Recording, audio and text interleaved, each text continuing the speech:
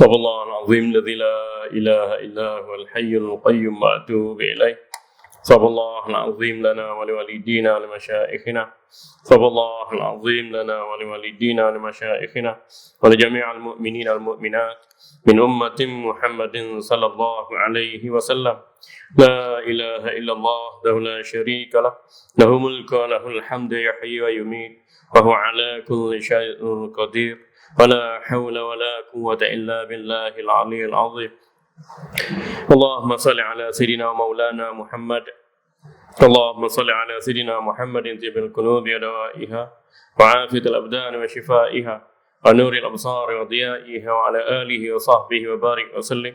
اللهم صل صلاة كاملة وسلم سلاما تاما على سيدنا محمد الذي تنحل به العقد وتنفرج به الكرب تنال به الرغائب وتقضى به الحوائج وحسن الخواتيم يستسقى الغمام بوجهه الكريم وعلى آله وصحبه وبارك وسلم في كل لمحة ونفس بعدد كل معلوم لك.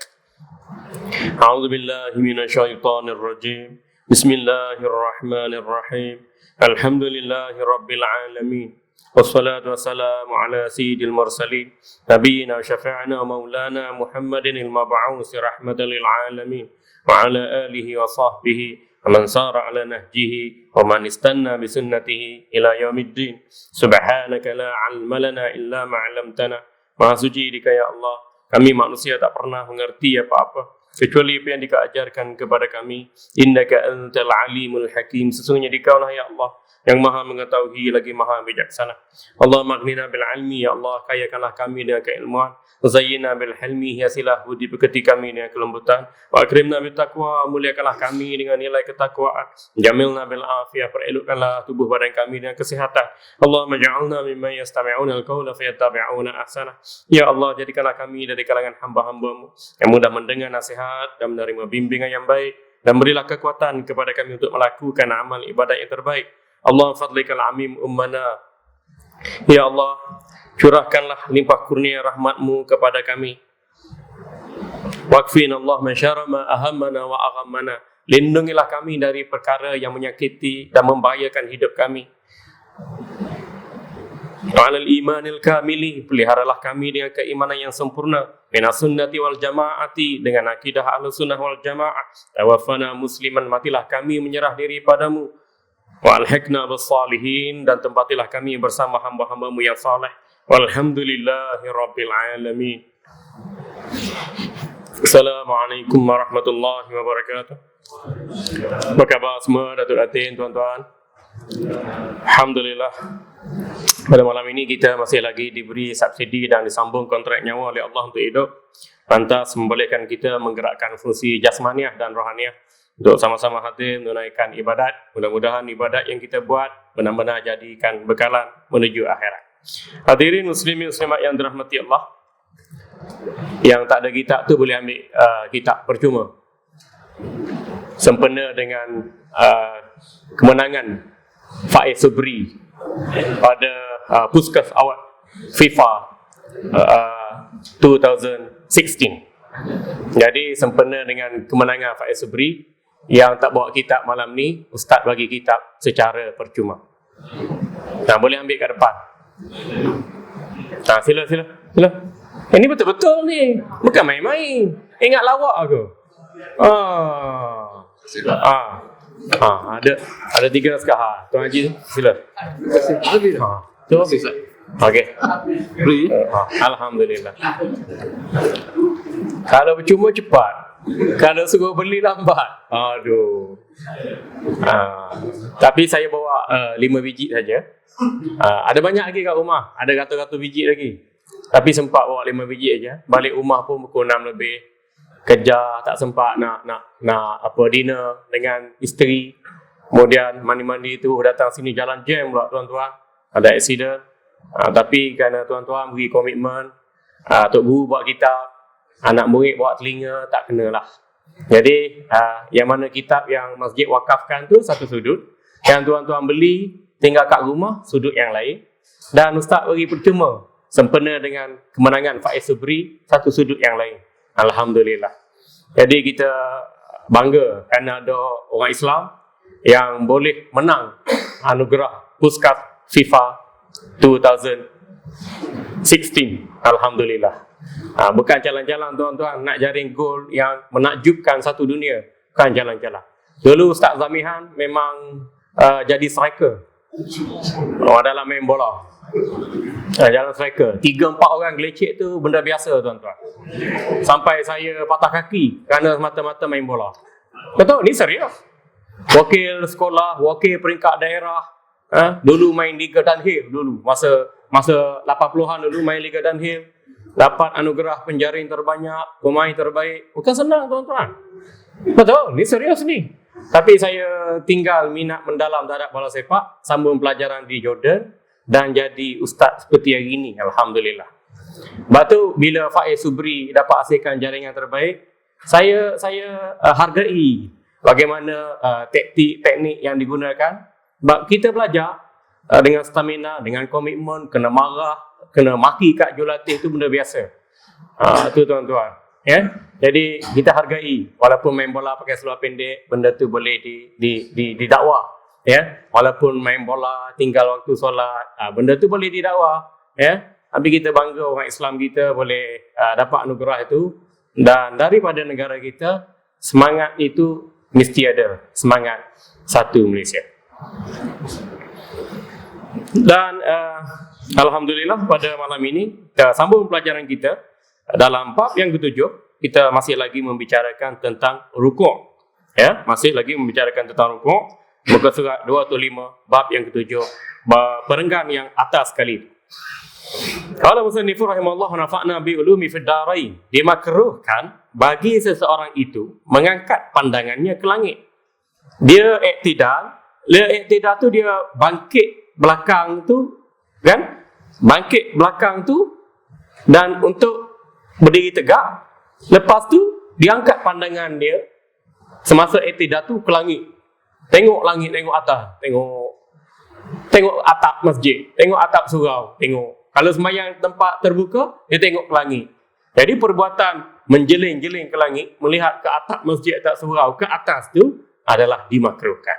Makruh maknanya kita tinggal boleh pahala, kita buat tidak dikenakan apa-apa.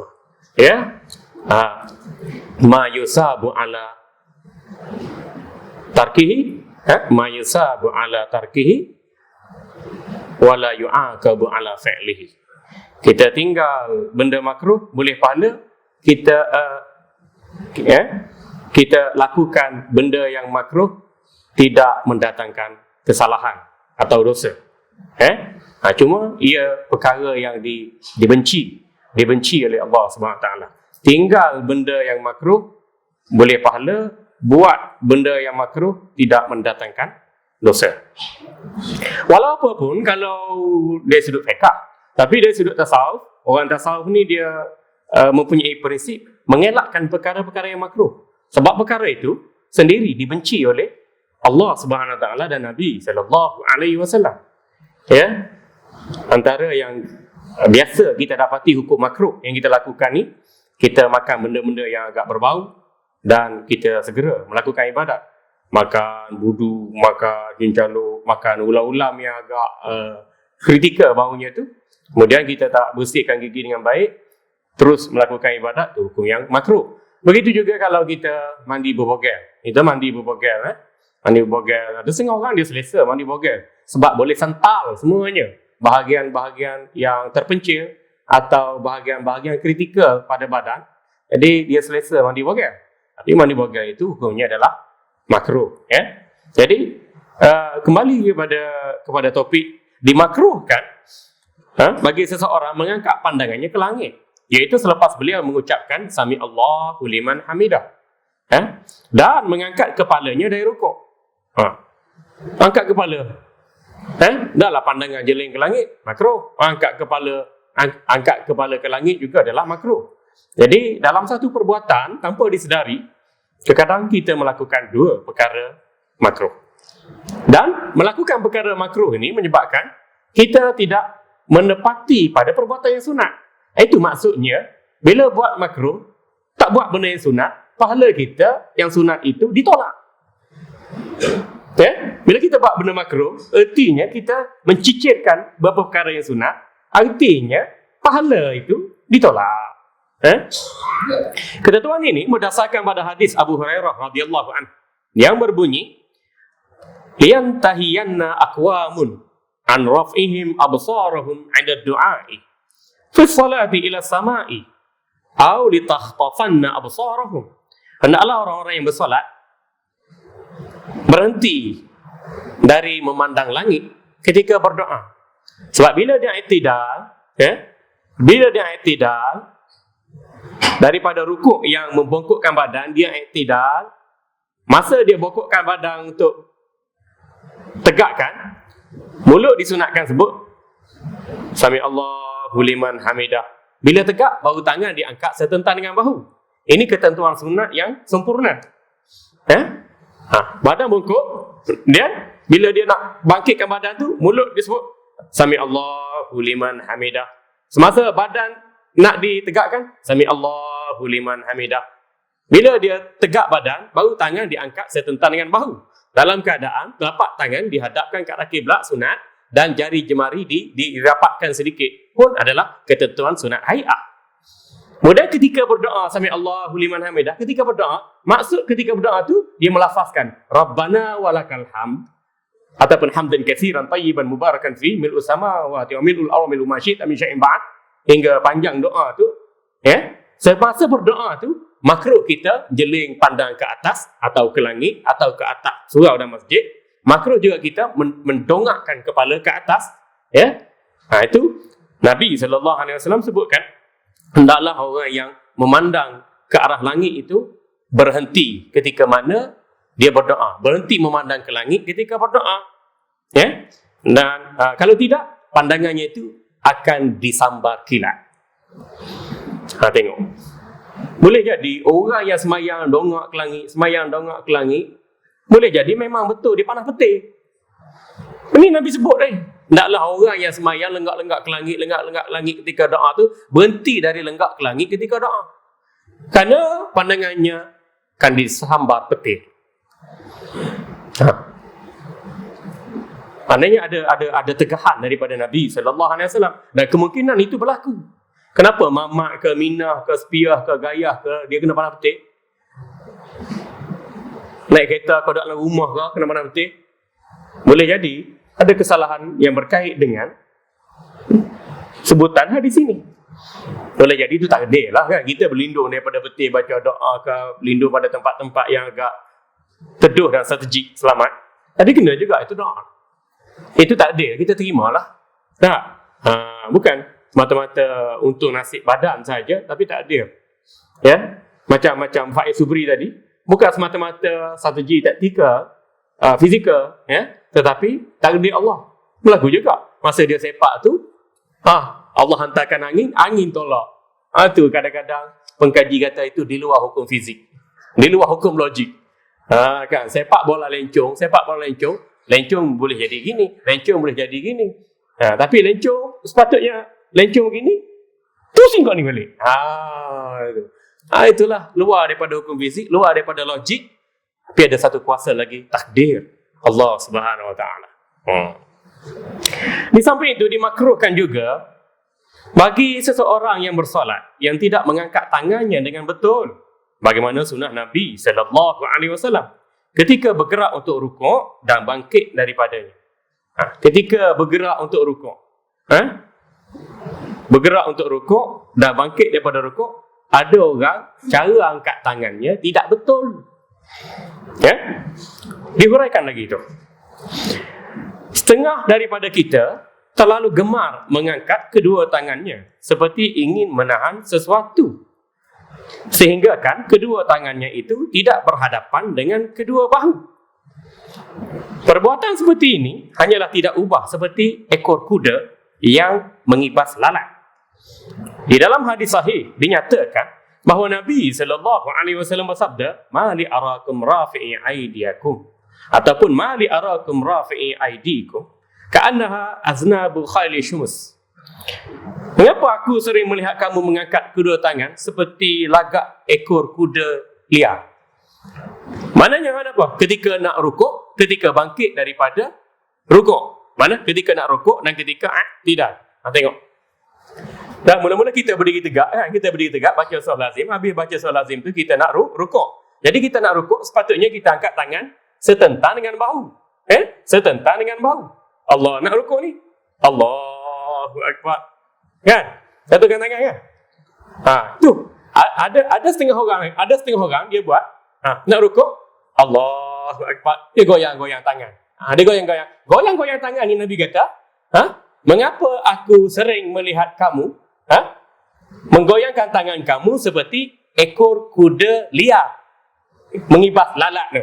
Kalau kuda keldai ke lembu ke, dia berak, lepas tu ada kesan najis di punggungnya, lalat duk urung. Jadi dia duk lipas. Begitulah kiranya kalau kita nak sembahyang dan nak rukuk, Allahu Akbar, kita goyang tangan.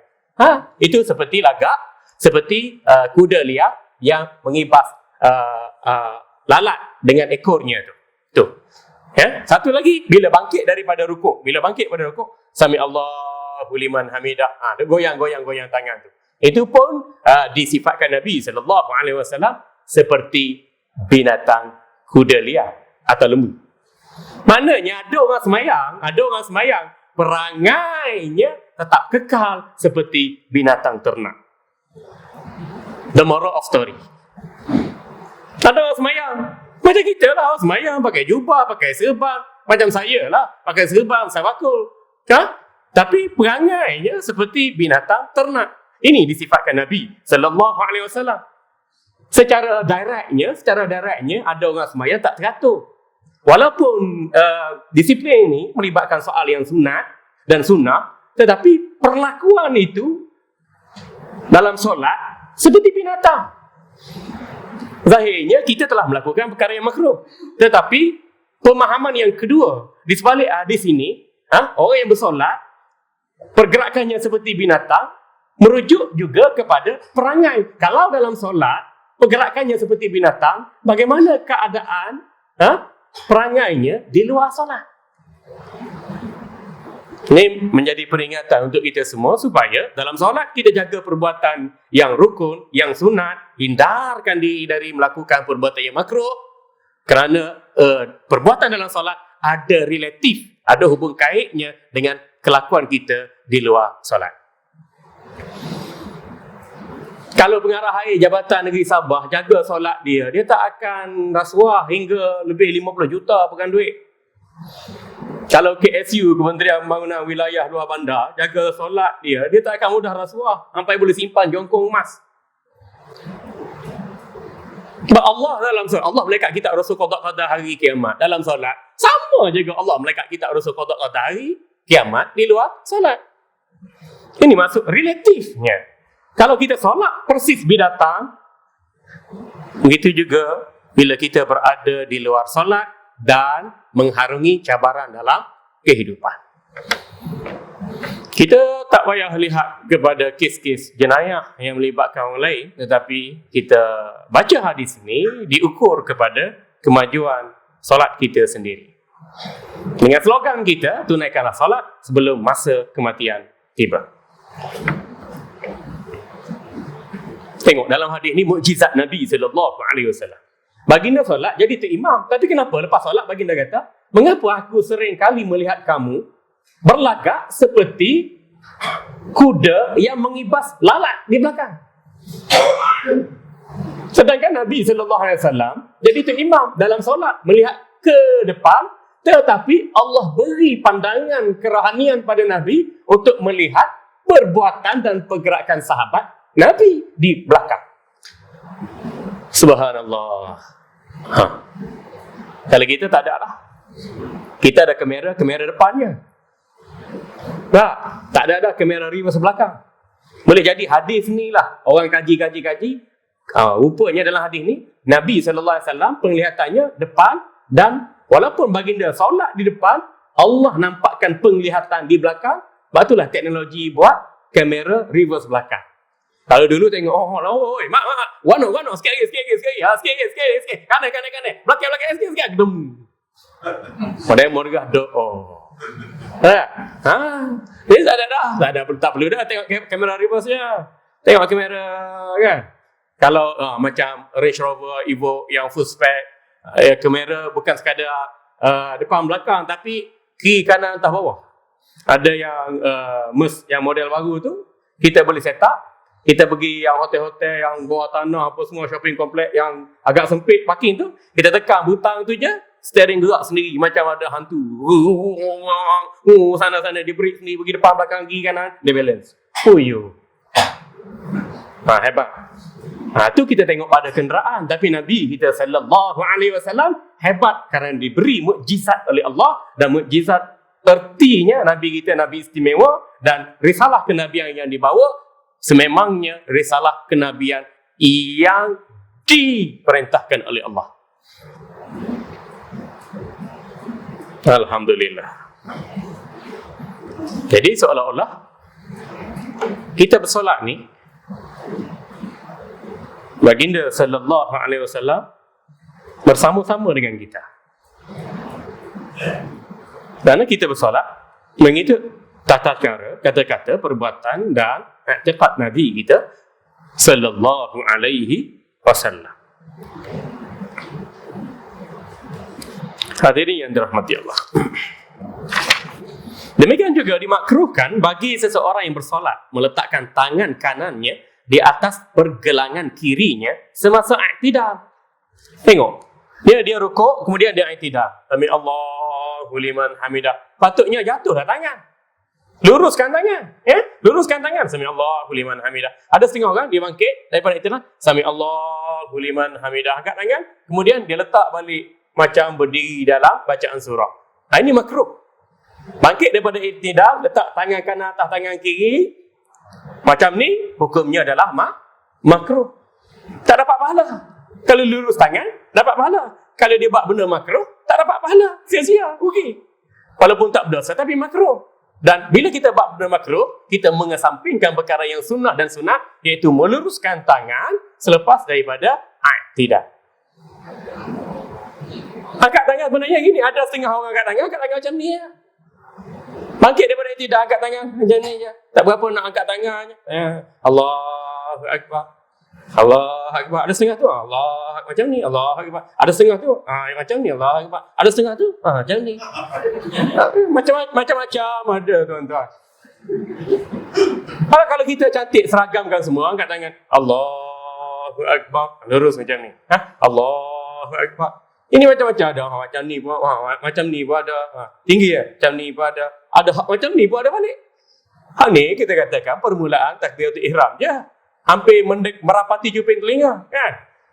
Kemudian makmum, bila ada makmum kanan, makmum kiri, keadaan menjadi terhad, maka yang sempurnanya ialah Sami Allahu liman hamidah, luruskan tangan.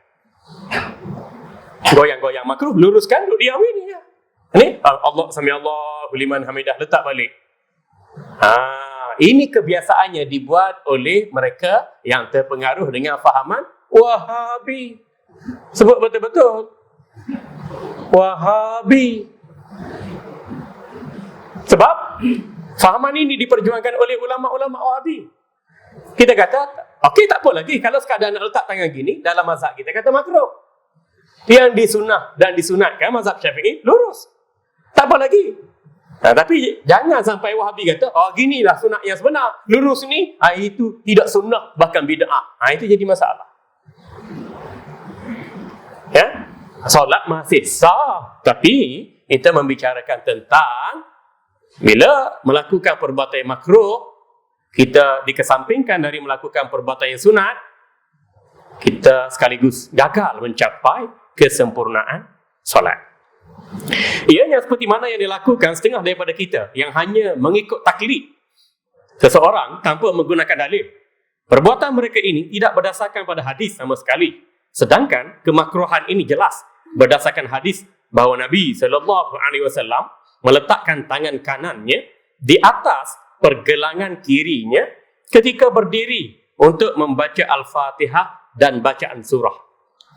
Ketika baca Fatihah, surah lazim atau ayat lazim, Nabi SAW letak macam ni. Ini mazhab kita. Tangan kanan memegang pergelangan tangan kiri, dia letakkan sedikit di atas pusat. Ni mazhab kita.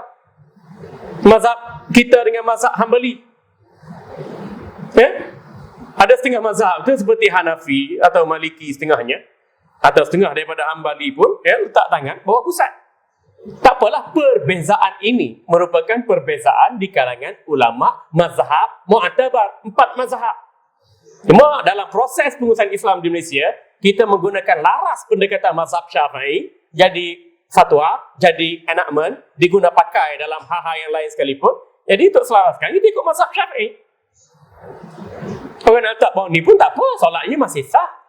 Jangan sampai orang kata, kita letak sini, oh ini bid'ah. Sebenarnya letak sini, pula dah. Ini sembahyang pesin apa? Pesin baru dah. Sembahyang pesin baru macam ni. Dan ini yang dipelopori oleh ustaz-ustaz Wahabi. Sembahyang macam ni. Dulu-dulu, tok guru kita, alim ulama pondok pesantren, ikut mazhab Syafi'i. Kalau bawah ni ikut mazhab Hanafi. Kalau Syiah memang daripada mula takbiratul ihram Allah dulu ini pun sah, tapi perbezaan kita antara makruh dengan sunat. Kalau dia nak kata letak tangan gini adalah sunnah yang sebenar, letak gini bid'ah, letak gini bid'ah, itu dah dikira ijbarun ala ra'yi wahid, memaksa kita mengikut pandangan mereka. Kalau kita tak ikut pandangan mereka, mereka dakwa kita dikira telah melakukan perbuatan bid'ah. Allah.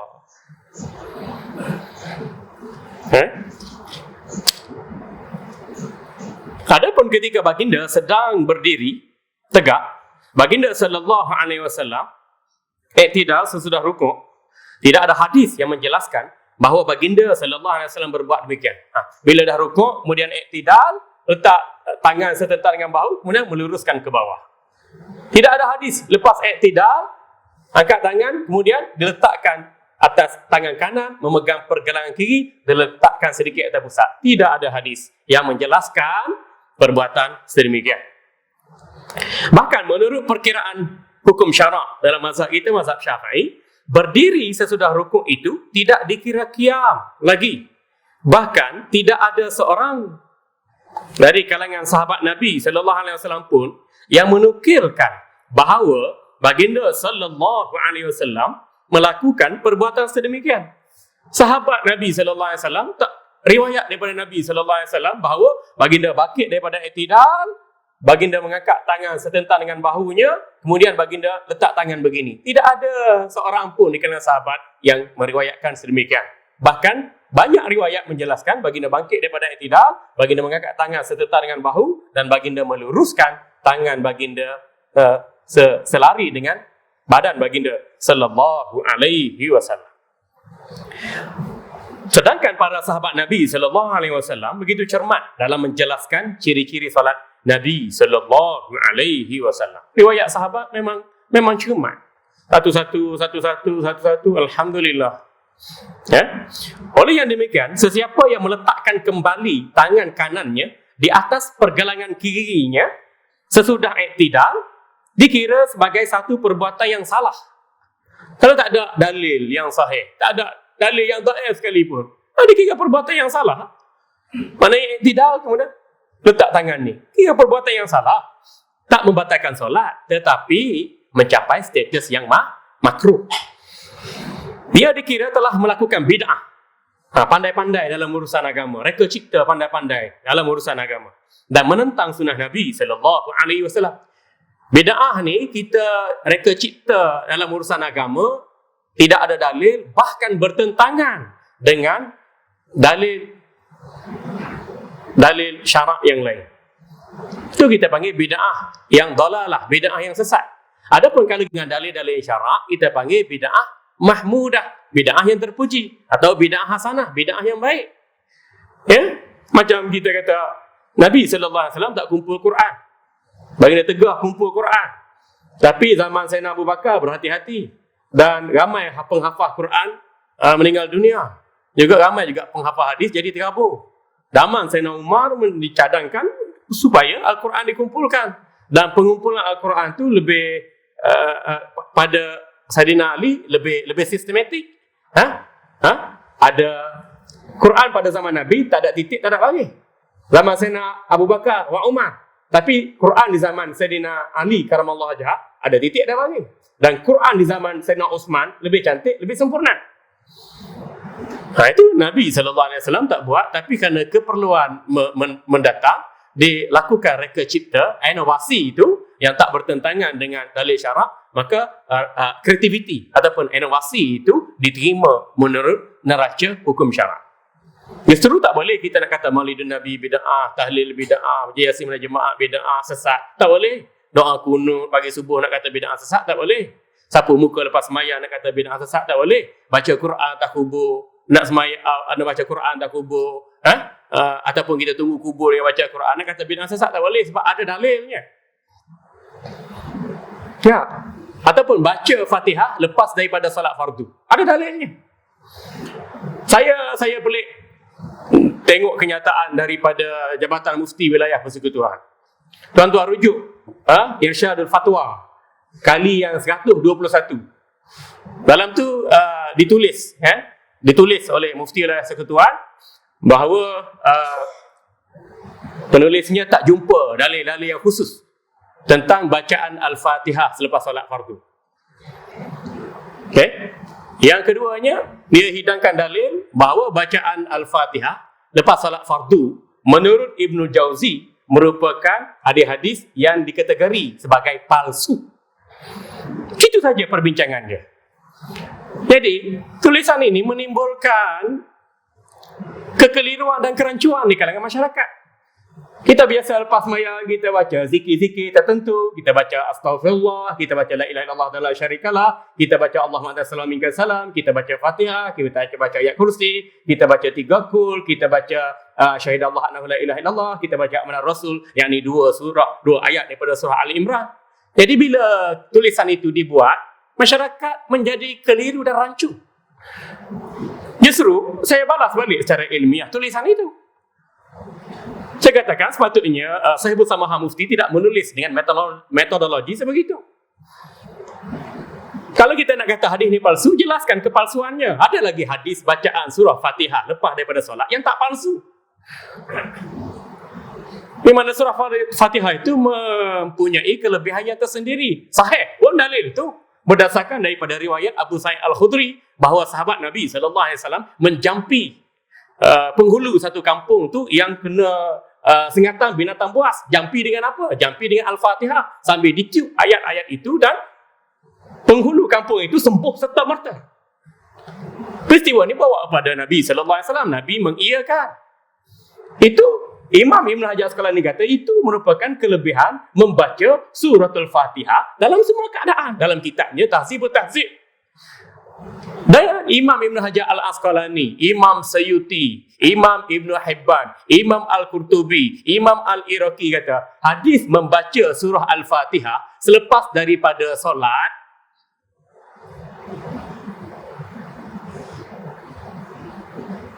bukan dikategorikan sebagai hadis palsu. Ada hadis yang berstatus dhaif.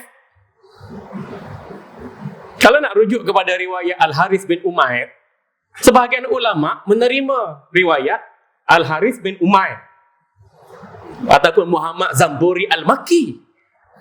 Tetapi segelintir kalangan ulama mempertikaikan riwayat bacaan surah Fatihah selepas salat fardu kerana dalam itu ada Muhammad Zamburi Al-Makki dan Al-Harith bin Umair. Dan bila dianalisis, 2 orang tokoh ni di peringkat awal hafalannya dikategori sebagai siqah, sebagai riwayat yang dipercayai, kuat ingatannya, orang yang warak. Tetapi di akhir-akhir semenjak tua dia dah uzur, hafalannya bercampur bau. Jadi kalau ada seorang 2 ulama kata maudhu', majoriti ulama kata hadis tu dipercayai, dan ada juga riwayat-riwayat yang dikategorikan sebagai dhaif, maka tak boleh kita nak pukul kata bacaan Al-Fatihah lepas salat fardu tu hanya bersandarkan kepada hadis palsu semata-mata. Bila saya jawab artikel Mufti tu, hari ini di viral bahawa Jabatan Mufti Wilayah ingin bertemu dengan Ustaz Zamihan untuk bermuzakarah tentang bacaan surah Fatihah selepas daripada salat fardu. Boleh kita anytime ya. Ustaz Zamihan, Presiden Aswaja, tak takut. Panggil sekalipun siapa. Betul, kita panggil, kita pergi, kita bincang.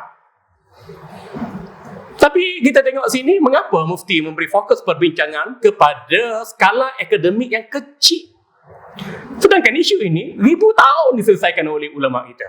Mufti fikir isu-isu agama yang berskala besar. Sepatutnya, sewajarnya. Tidak fikir baca Fatihah lepas sembahyang. La haula wala quwata illa billah. Benda ni tak selesai ke? Ulama-ulama dulu tak selesai ke? Ya, kepal tanah baca surah Al-Qadar 7 kali. Ada dalam kitab. Kita tak percaya kitab ni, tak percaya ulama ni. Itu pilihan masing-masing. Tapi kalau kita nak buat, setiap surah Al-Quran ada kelebihannya. Ataupun kita katakan, kita tawasul. Untuk meringankan sedikit azab kubur kepada si mati, kita ambil tanah tu, kita baca surah Al-Qadar 7 kali. Kemudian kita hancurkan, barulah kita kambuh mayat tu. Kita tawasul dengan surah Al-Qadar. Ataupun untuk kita mati dan selamat daripada azab kubur, kita baca surah Al-Mulk banyak kali. Kita lazimkan baca. Boleh jadi mayat kita ni, orang tanah kambuh ratus ribu tahun pun tak hancur jasa. Kerana kita tawasul dengan amal yang saleh. Walaupun hadis, kalau hadis tu dhaif sekalipun, tapi kita yakin bahawa setiap surah ada kelebihannya dan amalan kita sampai pada Allah dengan rahmat Allah perkara itu berlaku. Masa telah pun tamat dan kita dengar seketika pesanan penaja. Hadirin yang dirahmati Allah, baru tadi kita dapat 3 pahala sunat. Bila azan, kita jawab azan bagaimana laungan Bilal, dapat pahala sunat. Yang kedua, bila tamat azan, la ilaha illallah, kita sambung la ilaha illallah Muhammadur Rasulullah sallallahu alaihi wasallam dan selawat pada Nabi, Allahumma salli ala sayyidina Muhammad. 2 pahala sunat.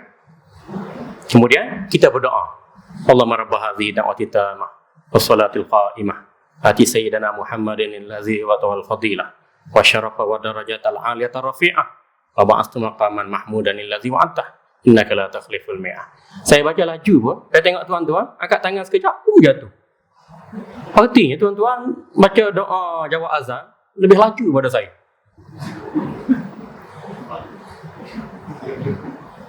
Ataupun baca sekerat, Allahumma rabb hadhihi da'wati tammah wa salatil qa'imah. Habis. Sangka baik. Baca sekerat. Boleh juga. Baca sekerat, pahala sekerat. Baca habis, pahala habis. Kadang-kadang kita dengar radio. Kita dengar radio Era FM, Sinar FM, radio bernama atau radio Aikim. Doa azan tu ada setengahnya dibuang. Dibuang pada mana?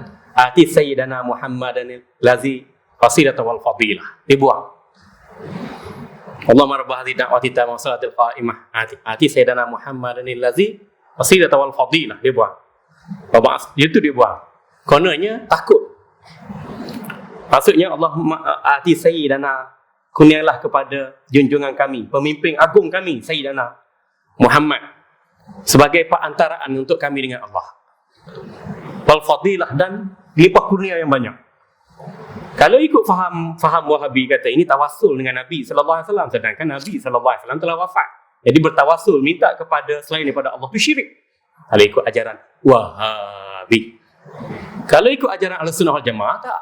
Kita tawassul dengan Nabi sallallahu alaihi wasallam. Baginda wafat pun seolah-olah kita bersolat bersama baginda dan baginda ada di hadapan kita. Itu penting baca itu. Assalamu alayka ayyuhan nabi. Lafaz kaf lil mukhatab diguna untuk bercakap secara berhadapan. Macam kita kata assalamualaikum, mana orang tu depan kita? Waalaikumsalam. Kalau bukan depan kita pun, orang tu berada dalam talian dengan kita. Skype ke, telefon ke, WhatsApp phone ke, WhatsApp phone ke, assalamualaikum, orang tu boleh respon segera. Ini bukan kita telefon Nabi, kita melafazkan kata-kata seolah-olah baginda berada di hadapan kita, mendengar ucapan kita dan menyahut ucapan kita. Wah. Jadi kita tak rasa solat keseorangan dengan kehadiran baginda sallallahu alaihi wasallam. Barulah ada ikatan.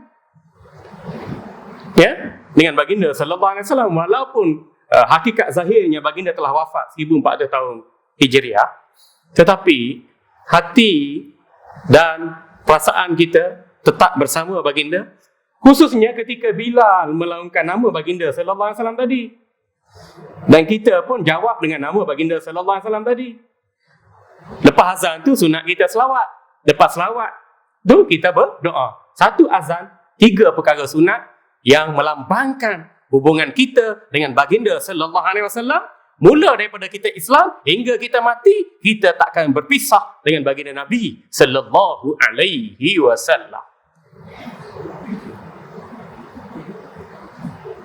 Kita akan berpisah dengan Menteri Besar.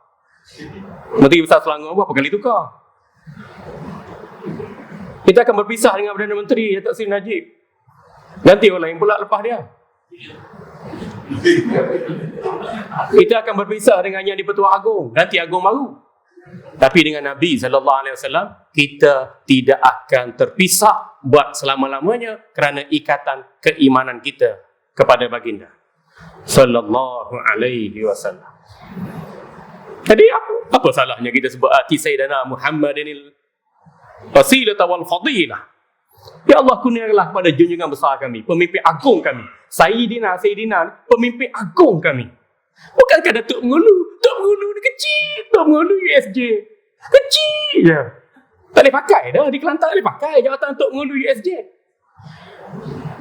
Datuk Mengulu Sungai Buloh tak boleh pakai dah di Hulu Selangor, kat Sungai Buloh je. Jadi kita sebut penghulu kami, Nabi penghulu kecil je, penghulu penggawa lagi besar daripada penghulu, Adun lebih besar daripada penggawa, Menteri Besar lebih besar daripada Exco.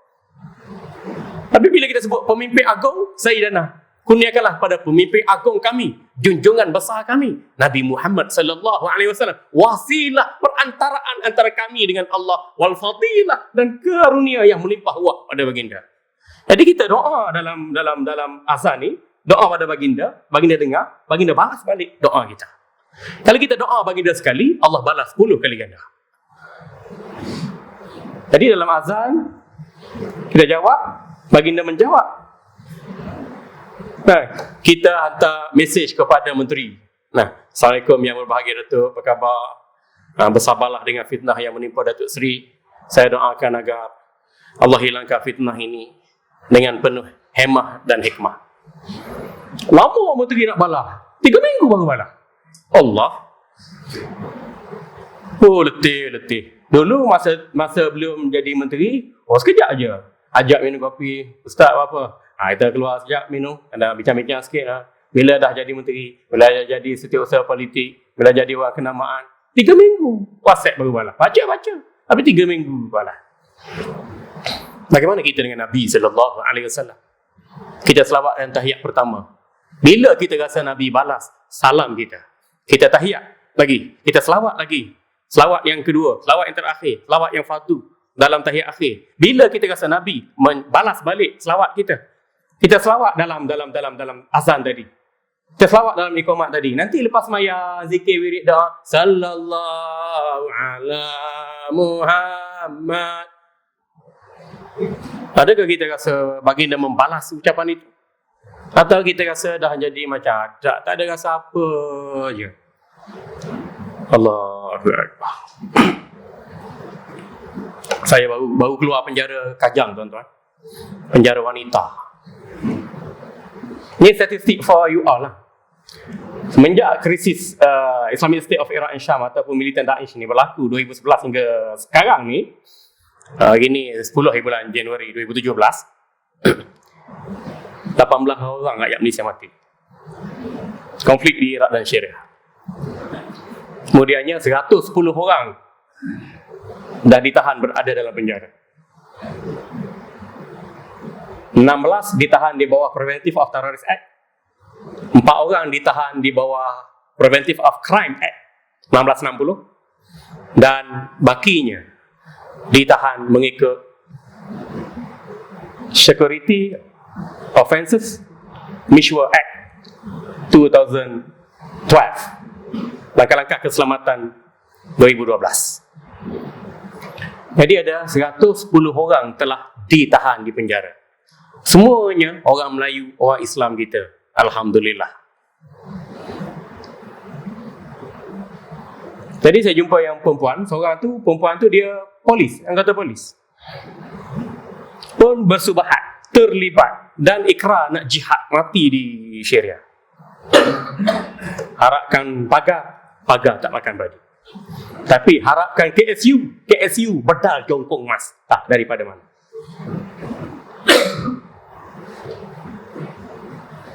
Harapkan polis sendiri yang terlibat. Berapa orang angkatan tentera yang terlibat dengan IS? Berapa orang komando yang terlibat dengan IS? Tuan-tuan tak rasa takut? Tadi ada anak dara, ada janda, ada bini orang, ada yang kena HIV pun terlibat dengan militan Islamic State. Bayangkan tuan-tuan, suami tak tahu pun. Mungkin alhamdulillah bahagian kaunter terorisme Bukit Aman ada peralatan, ada kecekapan, SOP-nya sendiri, boleh detect benda tu, boleh tahan, boleh dakwa. Alhamdulillah. Kalau kita tak ambil peduli soal ni, anak menantu kita diam-diam ditangkap polis, tahu-tahu ditahan. Masuk penjara, garanti jumpa Zamihan. Jadi kita dialog, kita bincang, kita apa tu masih lagi kekal dengan ideologi. Mereka anggap di Syria tu jihad. Bashar tu, Syiah tu dianggap sebagai kafir. Bunuh rakyat sendiri. Maka tak ada cara lain ustaz, lawan Bashar al-Assad dengan apa sahaja. Berperang-berperanglah, mati-matilah, hancur negeri lah, apa nak jadilah. Mana pemikiran radikal membawa kepada ekstremis, akhirnya jika tak dikekang menjadi teroris. Ini perempuan tuan-tuan. Jadi kita kena ambil sikap prihatin, jaga anak perempuan kita, jaga anak dara kita, jaga mak-mak janda kita, supaya mereka tidak terjerak dengan militan Islamic State ataupun Daesh. Hadirin yang dirahmati Allah, kita sikit lagi. Jadi orang yang i'tidal kembali letak tangan kanan memegang pergelangan kiri seperti dalam berdiri dalam solat, merupakan satu perbuatan yang salah, bertentangan dengan apa yang dibawa Nabi sallallahu alaihi wasallam. Kerana hadis-hadis menunjukkan bahawa baginda meletakkan tangan kanan atas pergelangan kiri itu, atas sedikit daripada pusat, hanya ketika berdiri membaca Fatihah dan surah atau ayat lazim sahaja. Sayyidina Ali karamallahu wajhah meriwayatkan apabila baginda berdiri menunaikan solat, baginda sallallahu alaihi wasallam bertakbiratul ihram. Kemudian baginda meletakkan tangan kanannya di atas pergelangan kiri. Tangan kanan atas pergelangan kiri. Ni macam ni. Ada setengah pegang ni kan. Ada setengah pegang lengan. Tu tak sunat lah. Jadi makruh lah. Patutnya tangan kanan pegang pergelangan kiri. Macam ni. Ada setengah pegang lengan, ada setengah pegang siku. Ada setengah ni dia tak letak tengah ni. Dia letak kat perut. Letak kat perut. Ada setengah tu letak sengit macam ni. Macam-macam Gangnam Style. Ada setengah ni bawa kok sebelah ni. Ni ikut cara peribadi lah. Ikut cara peribadi. Makruh lah kalau tak sini, letak sini. Makruh lah. Kita kata atas sikit daripada pusat, tangan kanan memegang pergelangan kiri. Ini ketika berdiri, baca Al-Fatihah, baca surah sahaja. Adapun ketika selepas rukuk, yakni i'tidal, maka baginda sallallahu alaihi wasallam telah mengangkat tangan setentang dengan kedua bahu, telapak tangan menghadap kiblat, jari-jari dirapatkan sedikit, dan baginda meluruskan tangan itu dan bersedia untuk melakukan sujud. Tegasnya perbuatan meletakkan tangan kanan di atas tangan kiri itu hanyalah sebelum rukuk sahaja. Baginda sallallahu alaihi wasallam tidak meletakkan kedua tangannya itu setelah selesai melakukan rukuk ataupun setelah i'tidal.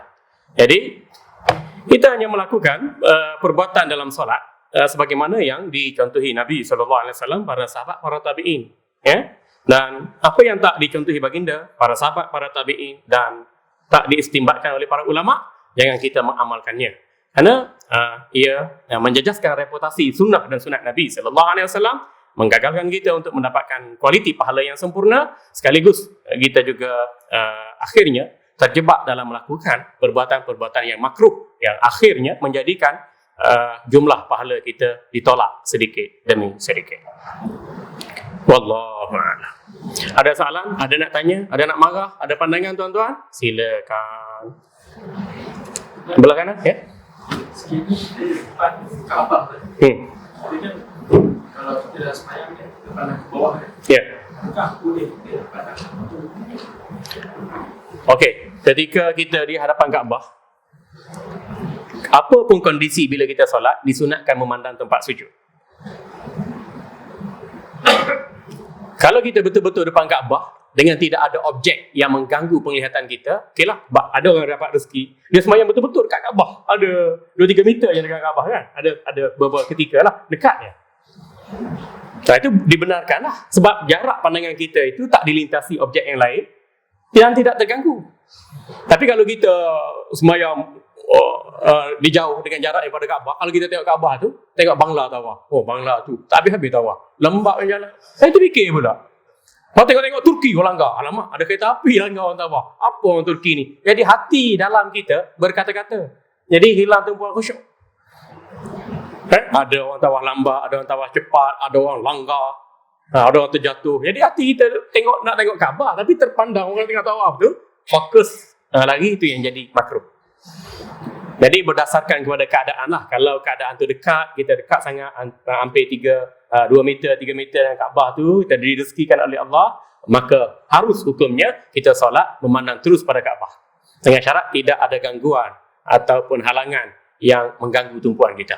Bila jarak yang jauh, kita pandang kepada tempat sujud. Itu lebih khusyuk dan lebih utama. Alhamdulillah. Lain-lain? Orang muda je tanya. Tok Imam pula tanya. Untuk makmum, dah halim pada Tok Imam. Lagi?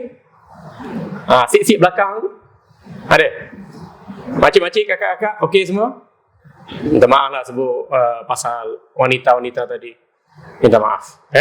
Haji Atta, dia belek apa tu? Ni sebelah ni?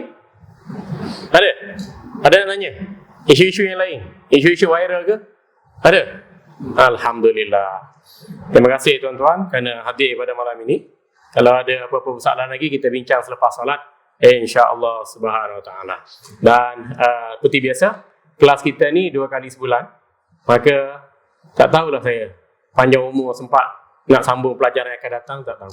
Jadi kalau ini kelas yang terakhir, lepas ni saya kembali ke rahmatullah. Saya mohon maaf atas segala kesilapan, kata-kata, kekasaran, keterlanjuran. Mohon maaf hendaknya. Dan jika Allah izinkan sambung kontrak nyawa kita sampai ke bulan 5 Hijriah akan datang, insya-Allah kita beri komitmen kembali kepada pelajaran kita ini, insya-Allah subhanahu wa ta'ala. Dan tuan-tuan tanda nanti kita akan sambung pelajaran kita, doa sempurna ketika i'tidal. Dan insya-Allah pada pelajaran akan datang panjang umur, saya akan bawa lagi buku percuma sempurna dengan peristiwa yang lain pula berlaku dalam negara kita, insya-Allah. Maknanya ada rancangan kita untuk sedekah tu. Tak, ada rancangan kita. Ini tuan-tuan banyak mengaji dengan WhatsApp, Facebook, Twitter, Instagram, YouTube. Pusat tuan-tuan. Zaman dulu Tok Guru tak bawa kitab, sebab Tok Guru dah hafal dah. Anak murid yang baca kitab, Tok Guru hurai. Anak murid bawa kitab, anak murid baca kitab, Tok Guru hurai. Zaman kita ni, Tok Guru bawa kitab, anak murid bawa selipar, bawa Samsung, bawa telinga. Bila kita tanya sambung kat mana, tak ada. Kitab pun tak ada. Tak ada disiplin tuan-tuan. Walaupun tak ada disiplin begitu, Tok Guru tegur sikit, terasa hati. Baby sentiasa terasa hati, terutama baby tua macam tuan-tuan. Ya? Jangan terasa hati tuan-tuan. Ustaz tegur ni demi kebaikan. Sebab kita tak tahu kita mati bila-bila. Kita tak tahu tuan-tuan. Tapi kurang-kurangnya bila kita belajar ada kitab, dalam ni ada sebut ayat Quran, dalam ni ada sebut hadis Nabi sallallahu alaihi wasallam. Jadi hujah antara kita dengan Allah. Alhamdulillah. Minta maaf, minta ampun tuan-tuan. Gurau-gurau juga, tegur-tegur juga. Ya, ini semua untuk kebaikan kita dunia dan akhirat.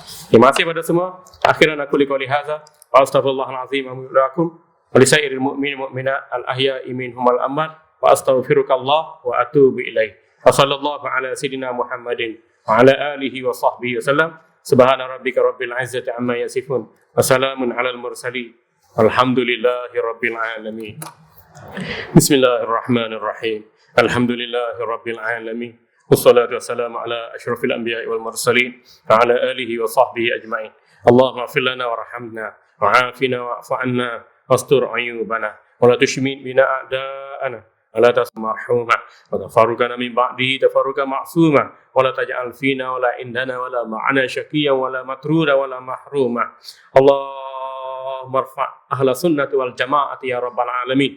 Allahumma 'alaikal kafarata wal munafiqin wad dhalin wal mudillin minasyi'ati wal wahabiyyati ya rabbal alamin.